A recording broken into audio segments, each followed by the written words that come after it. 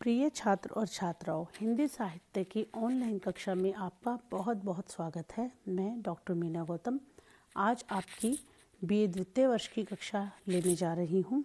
BA द्वितीय वर्ष का जो आपका पाठ्य पुस्तक है रीतिकालीन काव्य संकलन पर आधारित है, जिस संदर्भ में मैं आपकी कई कक्षाएं पहले ले चुकी हूँ।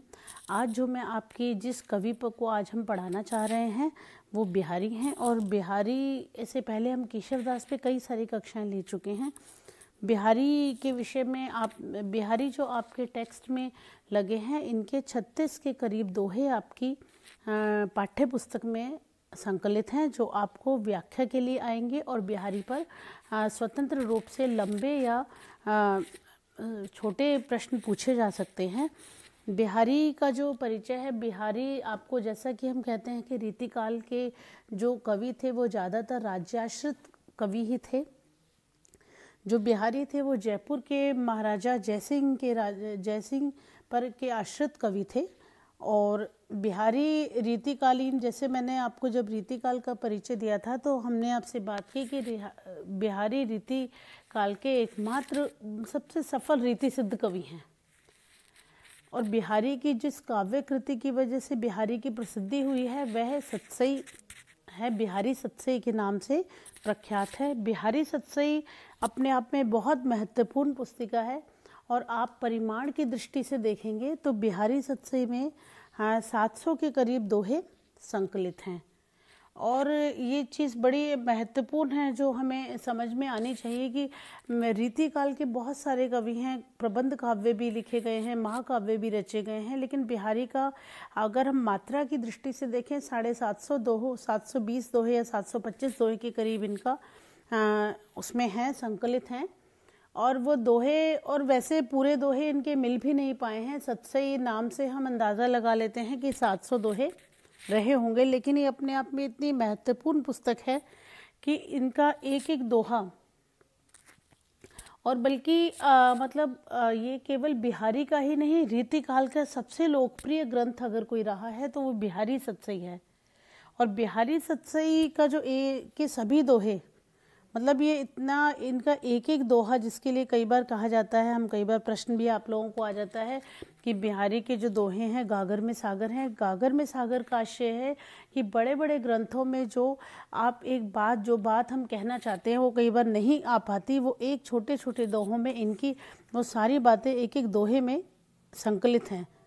और मुक्तक काव्य के जो अधिकांश गुण हैं इनके उस दोहे में देखे जा सकते हैं। इनके एक एक बिहारी सतसई के जो इसकी ख्याति इतनी रही है कि इनका एक एक दोहा पर हम चर्चा करें तो एक एक दोहे पे आप घंटों चर्चा कर सकते हैं। उसके बहुअर्थी दोहे, एक एक दोहे के 5-5, 6, 7 व्याख्याएं आप कर सकते हैं। और हिंदी साहित्य में इनके एक एक दोहे को हिंदी साहित्य का एक एक रत्न माना जाता है। और कम से कम 50 जो व्याख्याएं हैं इनके दोहों को की जाती हैं, जिनको हम टीका कहते हैं। और 4-5 टीकाएं इनकी बहुत ही प्रसिद्ध हैं जो इनके दोहों पर की गई हैं।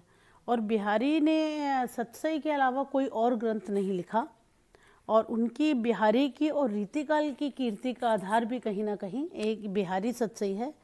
और इससे हमें एक चीज़ का तो अंदाज़ा हो जाना चाहिए कि कभी भी साहित्य का ऐसा नहीं है कि मात्रा बहुत ज़्यादा हो। किसी भी कवि का जो यश है रचनाओं की क्वांटिटी या परिमाण से नहीं होता है। रचनाओं की जो आपकी गुण जो होता है, गुण के हिसाब से भी किसी भी इसको ख्याति मिल सकती है रचनाकार को। इसके उदाहरण के लिए आप ये देखिए कि चंद्रधर शर्मा गुलेरी की सिर्फ एक ही कहानी है जो उनकी पूरी प्रसिद्धि का आधार बनती है, जो आपने पिछले वर्ष पढ़ी है, उसने कहा था। तो इससे आप अंदाज़ा लगा सकते हैं कि बिहारी की लोकप्रियता का अंदाज़ा लगा सकते हैं और बिहारी के महत्व का अंदाज़ा लगा सकते हैं। बिहारी के बारे में एक दो चीज़ें मैं शुरुआत में ही कहना चाहती हूँ कि बिहारी का जो सतसई है, बिहारी पहले मथुरा में शाहजहाँ के पास, मथुरा में इनका परिवार इनका परिवार मथुरा में था, स्थायी रूप से मथुरा में रहते थे। लेकिन शाहजहाँ के पास से भी आगरा में रहे, वहाँ के बाद ये राजा जयसिंह के पास राजाश्रित कवि उनके बने। उसके बारे में कई बार एक कहावत या एक प्रसंग बहुत बार सुनाया जाता है, और आपने चर्चा भी सुनी होगी कि जयपुर के जो राजा जयसिंह थे वो नवविवाहित थे और पत्नी के प्रेम में भी इतने आसक्त थे कि वो राज कार्य से कई बार विरक्त हो जाते थे या प्रजा कार्य से बिल्कुल विरत हो गए थे। तो बिहारी को सरदारों की सलाह पर, उनके जो और मंत्री वगैरह थे उनकी सलाह पर जयपुर लाया गया महाराजा जयसिंह के पास। और उनका एक प्रसिद्ध दोहा है जिसकी चर्चा मैं करना चाहूँगी कि नहीं पराग नहीं मधुर मधु, नहीं विकास यही काल, अली कली ही सो बंधियो अब आगे कौन हवाल। ये बड़ा पहला दोहा था जो बिहारी का माना जाता है। हाँ, जयसिंह के दरबार में जब उन्होंने दोहा लिखकर भेजा तो ये बड़ा बहुअर्थी दोहा है। अब आप समझेंगे, आपके कोर्स में भी है। तो जब इस दोहे का जो प्रभाव है वो महाराज पर इतना जल्दी से असर हुआ, इतना जादू जैसा प्रभाव हुआ कि वे अपने कर्तव्य के प्रति सचेत हो गए। और उसके पश्चात ही महाराजा ने बिहारी को अपने यहाँ पर राजाश्रित कवि के रूप में रख लिया। और माना जाता है कि इनके एक एक मुक्तक पर, एक एक दोहे पर इनको एक एक सोने की अशर्फी मिला करती थी। बिहारी के वहाँ पर जो राजाश्रम में जो उन्होंने दोहे लिखे, उन्हीं दोहों का जो संग्रह है वो बिहारी सतसई के नाम से प्रसिद्ध हुआ। और जो बिहारी की जो आप सतसई पे बात करेंगे, बिहारी सतसई का जो प्रमुख रस है वो श्रृंगार रस पर बात है, लेकिन उसमें नीति, भक्ति, लोक मर्यादा, वैराग्य और सामाजिक व्यवहार के रूप में बहुत सारे दोहे रचे गए हैं। और इसमें सतसई की जो परंपरा थी, आपको मालूम होना चाहिए, सतसई की परंपरा मतलब हिंदी साहित्य में पहली बार सतसई दिखाई देती है, लेकिन संस्कृत और पाली में ये सतसई की परंपरा बहुत पुरानी रही है। बिहारी बहुत ही मतलब प्रतिभाशाली कवि हैं। इनके प्रतिभाशाली तो जब आप इनके दोहे पढ़ेंगे तो आपको समझ आएगा कि इनका जो एक एक दोहे की में कलात्मकता, प्रभावशीलता की बहुत ही अद्भुत क्षमता है, और हर दोहे की अपनी एक अलग विशेषता आपको दिखाई देगी।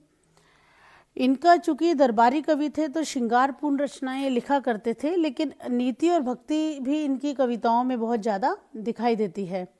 और जो हम देखते हैं कि जो कि एक मुख्य एक भाव था, एक नारी चित्रण का या नारी सौंदर्य चित्रण का, नारी के सौंदर्य चित्रण का जो बिहारी का वो है, बिहारी का जो तरीका है, बिहारी की जो शैली है वो बहुत खूबसूरती से और बहुत अच्छाई से इन्होंने इस चीज़ को उतारा है।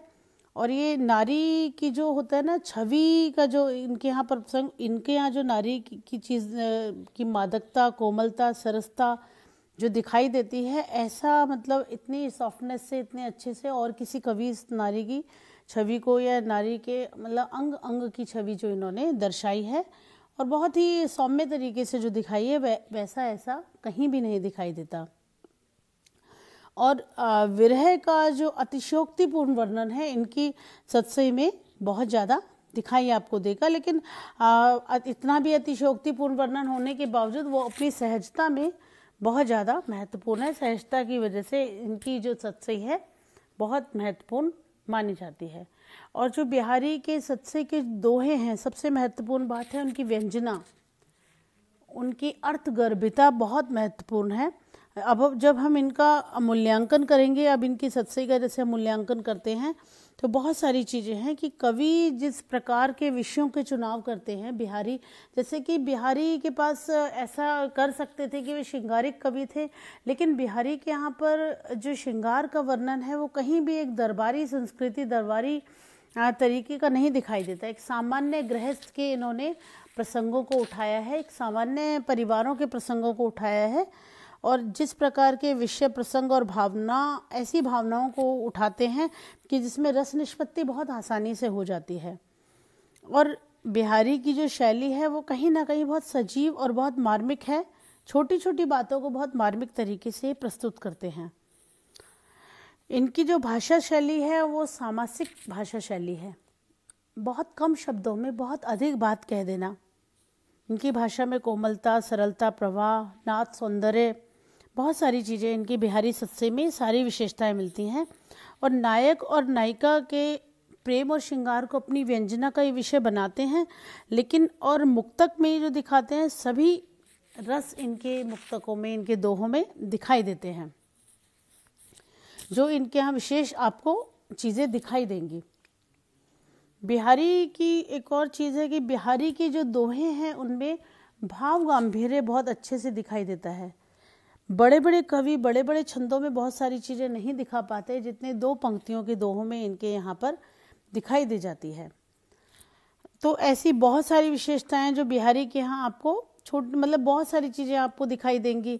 छोटी छोटी बातों को बहुत मार्मिक तरीके से प्रस्तुत करना, एक डिटेल्स जो आपके इनके यहाँ दिखाई देंगी, भाषा समास की शक्ति जो इनके यहाँ पर दिखाई देगी। बहुत सारी ऐसी चीज़ें हैं जो बिहारी की आपको मतलब इनका जो काव्य वैभव है अपने आप में बहुत महत्वपूर्ण है। और इनकी बिहारी को पढ़ाने के लिए शायद केशव पर हमने 3 कक्षाएं ली थी। बिहारी के हम सत्सई पर और भी बहुत सारी चर्चाएं करेंगे और हम चाह रहे हैं कि इसको हम आगे से हम दोहों को लेकर ही इस प्रकार से हम आगे चर्चा करें कि दोहों को सामने रखकर फिर इसमें कुछ हम चर्चाएं करें। आज के लिए इतना ही, धन्यवाद। हम अगली कक्षा में बिहारी पर पुनः बात करते हैं।